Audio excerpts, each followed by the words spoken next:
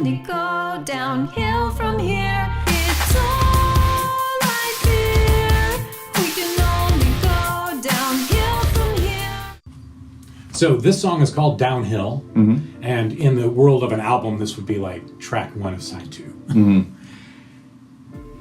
We always tend to write what I call the slow burn song, and Brock Toon calls it the sleeper. It's one where kind of goes in completely a left turn from everything else sort of on the album. And I don't know if that's a conscious form of rebellion from you're in an album setting and you want it to sound kind of the same, but then you also just like, I don't want 12 songs that sound the same. And this one is consciously sort of very, very different. It's not really ballad, not really a rock song. It's kind of in the middle, and the chorus and the verse are completely sort of different feels. This was Brock Toon's original lyric and melody, and I heard his, like phone version of it, and I loved it. So he tasked me with kind of finishing it, because he'd taken it as far as he could. And I struggled with the music on this because I didn't know what kind of vibe we wanted to get. Eventually we landed on this, and I think the verse is kind of maybe my favorite thing on the whole record. Because it's transportive. Yeah. Like when that keyboard comes in, I feel like I'm on another world.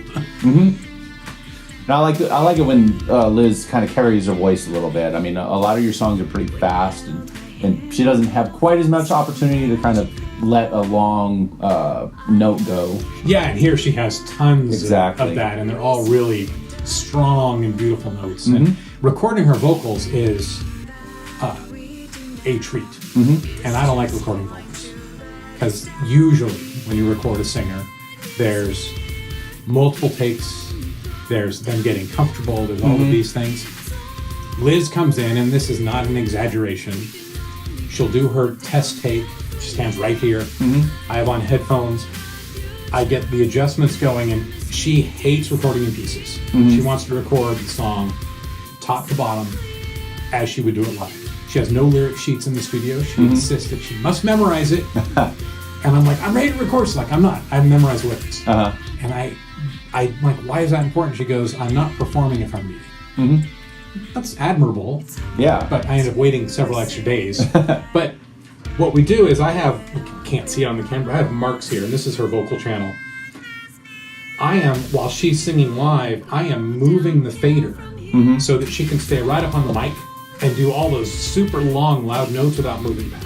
Wow. Because I don't want that space, that extra air between the mic. I want it to still be in front of the mix. So I'm actually moving the game as she sings. So I have to memorize all of these with her.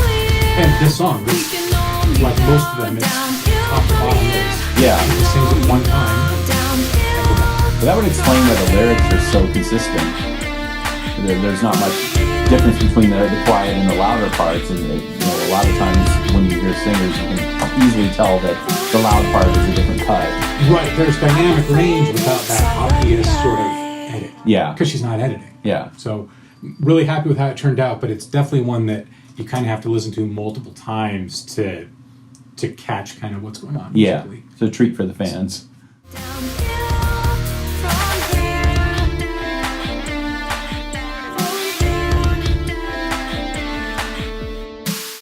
There's less dead space between recordings.